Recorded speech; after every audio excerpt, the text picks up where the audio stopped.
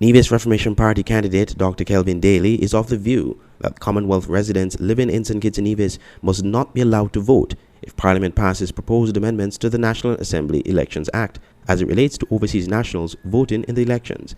The amendment is proposing that nationals residing abroad be required to return to the Federation for a period of time before being allowed to register to vote. As it stands now, overseas nationals can return to St. Kitts and Nevis and vote, providing their name is on the voters list. Commonwealth nationals residing in the Federation for 12 consecutive months are allowed to vote, but for Dr. Daly, if overseas nationals are restricted to vote based on the proposed amendments to the Elections Act, then Commonwealth nationals should not be allowed to vote. I don't care if they live in Timbuktu, whether they live in Japan or China. As citizens of this federation, they're entitled to vote. We cannot have a dual system where we are empowering non-nationals, Commonwealth citizens, from wherever the region they're from. We can't be saying citizens of St. Kitts and Nevis, you cannot vote, but we are going to empower others who can pick up next day and go back to wherever they come from, who are basically economic migrants to our country, to say they can determine the future of our country, but our nationals can't. So then should the Commonwealth voting then should be if you're going to stop abandoned if you're going to stop adjusted? If you're going to stop the nationals, the overseas vote, you have to also prevent non-nationals from voting in this country. So would you prefer that then? That's the only way I would support something like this. Speaking on Issues radio program on Freedom 106.5 FM, Dr. Daly was asked whether or not overseas voting makes a mockery of the constituency voting system. He alleged that the attempts by the Team Unity government to change the requirements for overseas voters reek of gerrymandering.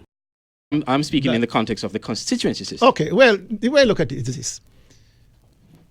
We don't have to reinvent the wheel. Look at what's happened. Look at what happens in Europe, in England, where they have absentee voting, where persons who are assigned to the military forces, persons who are resident in other countries, they can go to an embassy or get a ballot from an embassy and vote.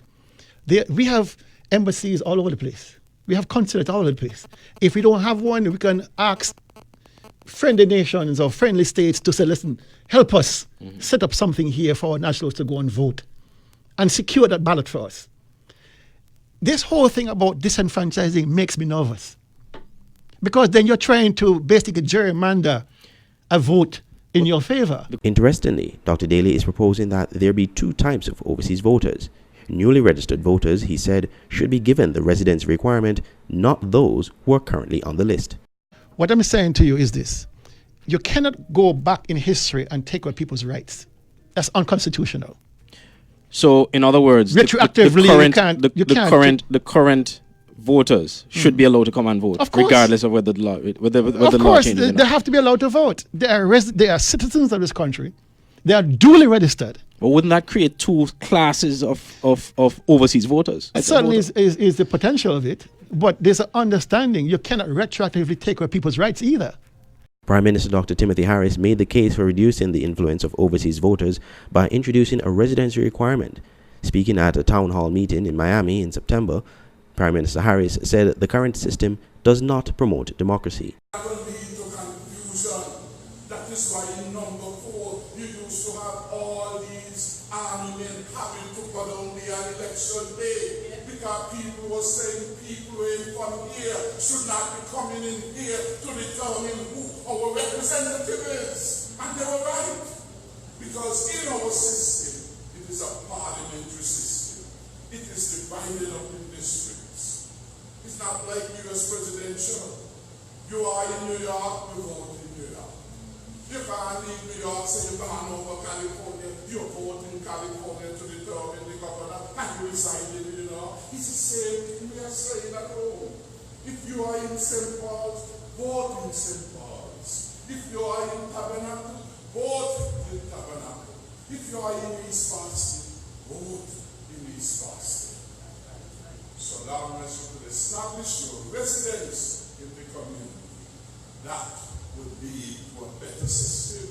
Not perfect, because no system will be perfect, but we are getting there.